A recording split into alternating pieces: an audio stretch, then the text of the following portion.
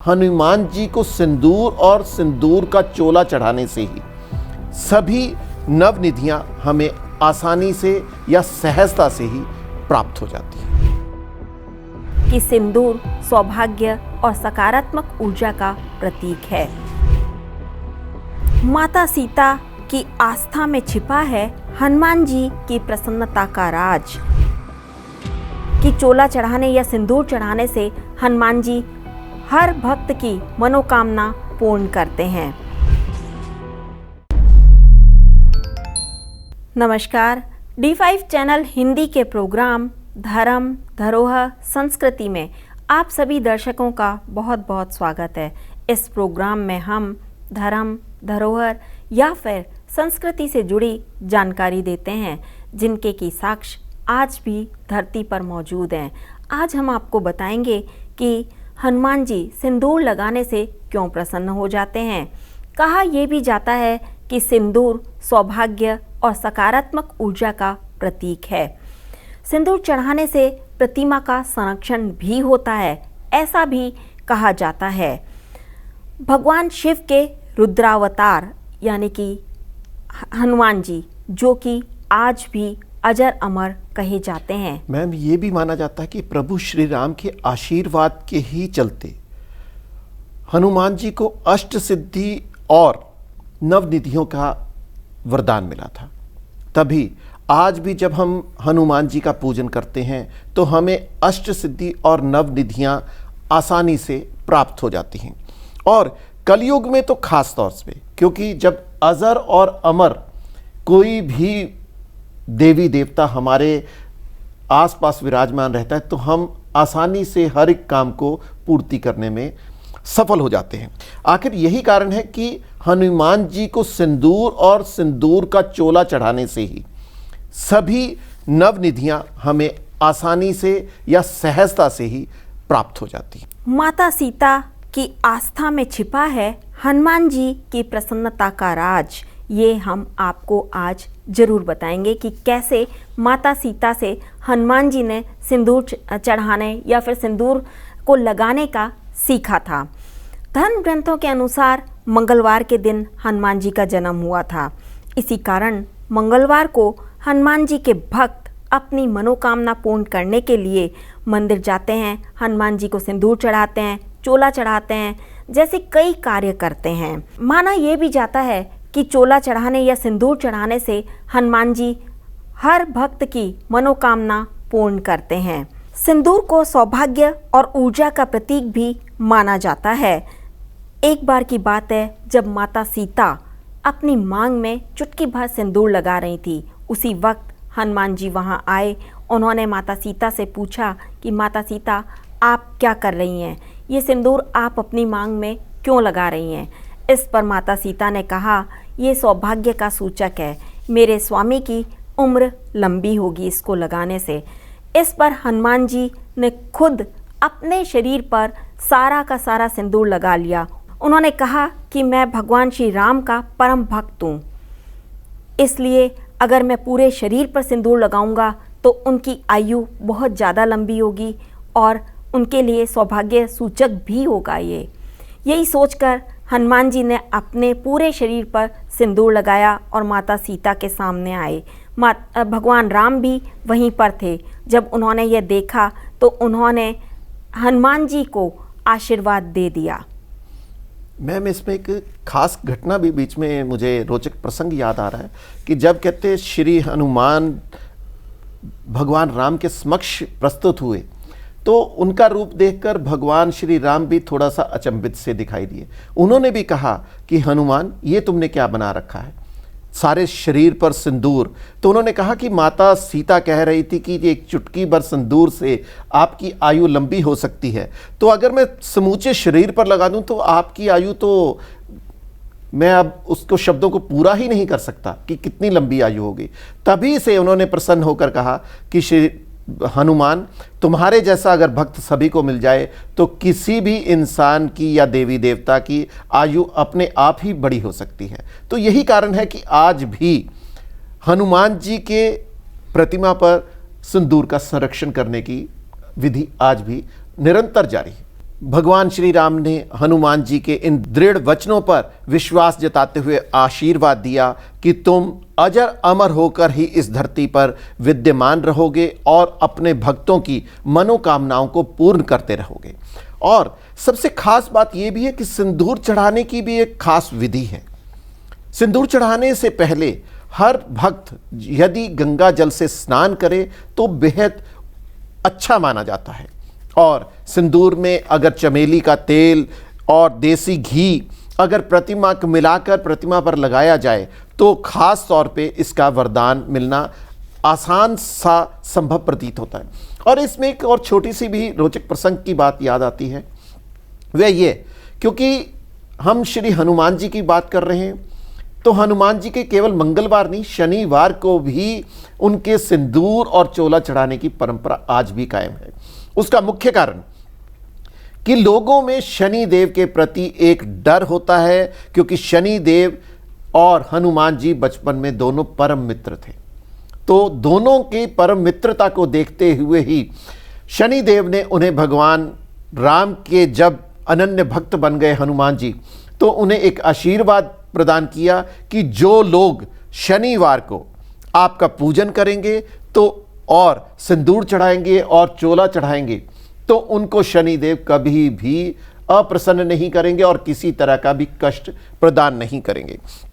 क्योंकि अगर हम मूर्ति की बात करें, जो प्रतिमा प्राण प्रतिष्ठित हो जाती है, जब मंदिर में प्राण प्रतिष्ठित होने का भी एक कारण है।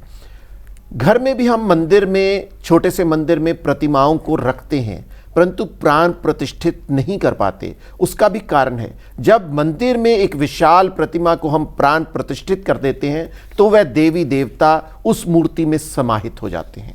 यही कारण है कि जब हम सिंदूर लगाकर भगवान राम के भक्त हनुमान जी की प्रतिमा को हाथ लगाते हैं तो हम में वही ऊर्जा जो हनुमान जी में विचरती है वो ऊर्जा एक भक्त में भी समाहित हो जाती है। और यही कारण है भक्तों को इसका एक मंत्र भी समाहित करने के लिए एक मंत्र है जिसका मैं उच्चारण जरूर करना चाहूंगा। सिंदूर रक्त वर्णम च सिंदूर तिलक प्रिय भक्ताया दत्तमया देव सिंदूर प्रतिग्रहयताम। यानी कि इसका उच्चारण अवश्य करना चाहिए, क्योंकि इन चीजों को मंगलवार चढ़ाने से हनुमान जी अत्यंत प्रसन्न होते हैं।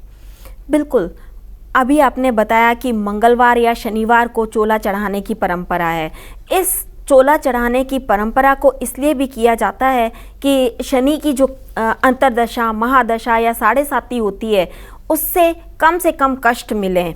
इसके अलावा भक्त चोला चढ़ाते समय इस बात का ध्यान जरूर रखें कि चोला इस तरीके का होना चाहिए जो सिर से लेकर पैर तक उनका ढका होना चाहिए। बिल्कुल खुला नहीं होना चाहिए, कोई भी अंग उनका पूरी तरह से ढका हुआ होना चाहिए।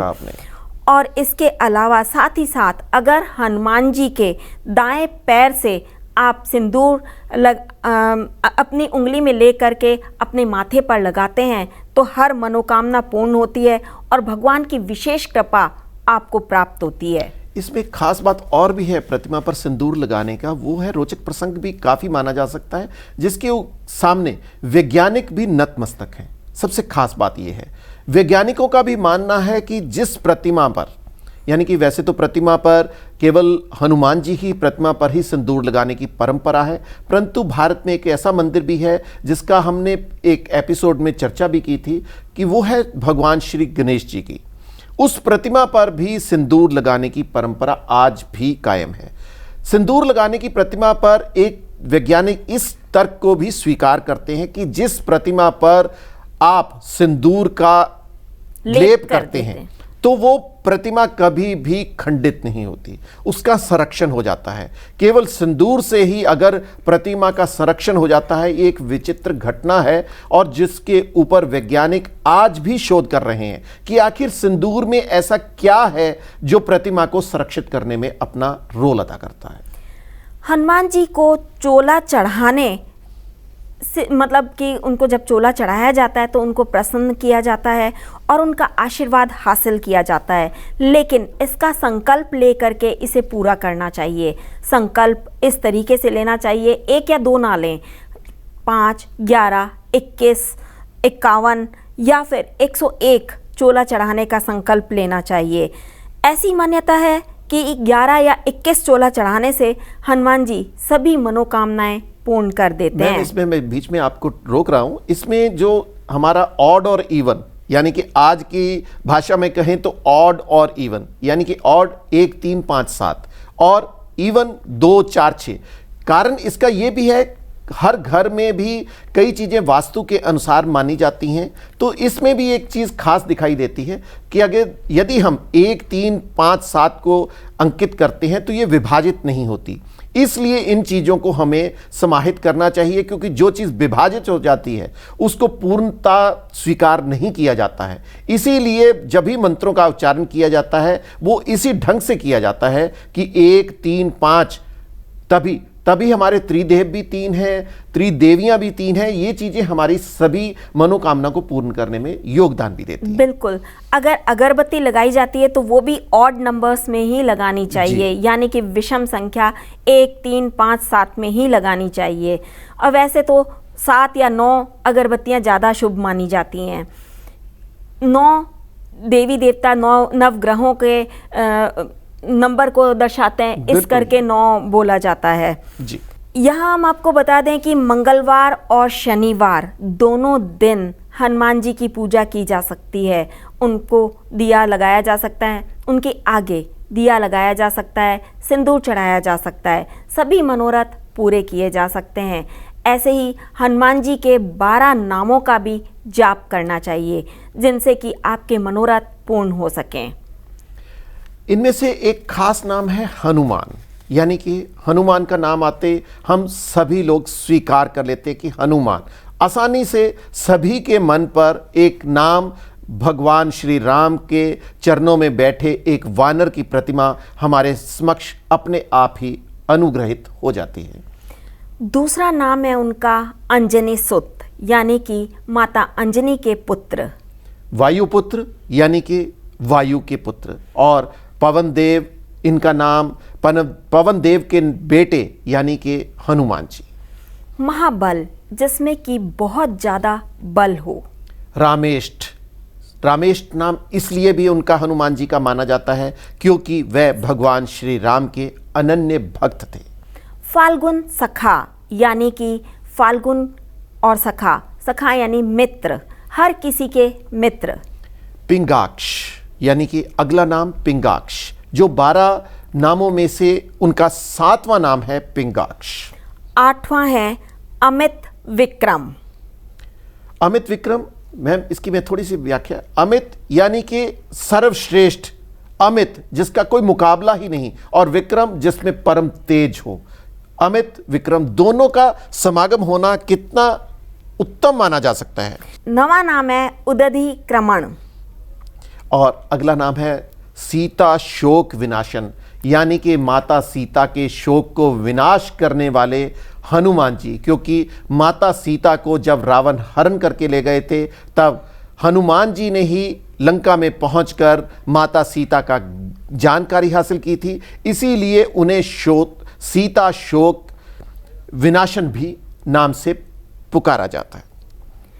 इसके बाद 11वां नाम है लक्ष्मण प्राणदाता।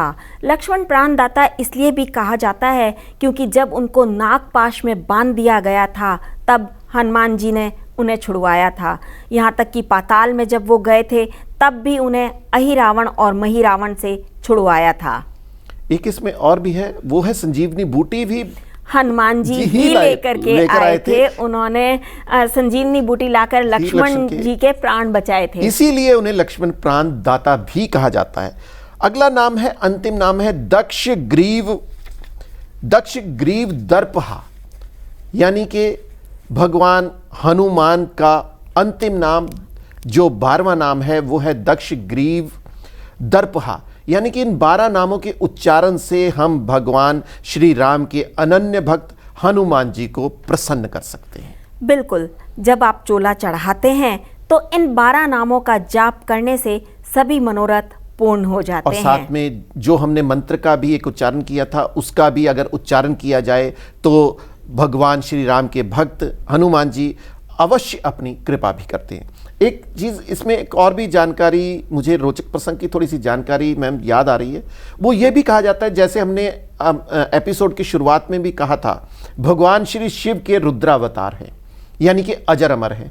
और जहाँ पर हनुमान चालीसा का पाठ होता है, यहाँ पर भगवान श्री राम की कथा होती है, श्री रामायण जी की कथा होती है, तो भगवान श्री राम की ये भक्त वहाँ पर जरूर एक बार विचरण करने आते हैं। ये हमारी आंखें नहीं हैं कि हम उनको पहचान नहीं पाते, किसी न किसी रूप में वो जरूर वहाँ पर आते हैं। विराजमान होते हैं, और विराजमान ही नहीं होते, और अपने भक्तों पर अपना आशीर्वाद भी प्रदान करके जाते हैं। जानकारी आपको कैसी लगी कमेंट बॉक्स में ज़रूर लिखें। साथ ही D5 चैनल हिंदी सब्सक्राइब करना ना भूलें। ऐसी ही और जानकारी लेकर मैं वंदना और मैं प्रदीप शाही अब आपसे इजाज़त चाहते हैं। इस तरह के रोचक प्रसंग आपके समक्ष हम निरंतर प्रस्तुत करने की कोशिश जारी रखेंगे। धन्यवाद। नमस्कार।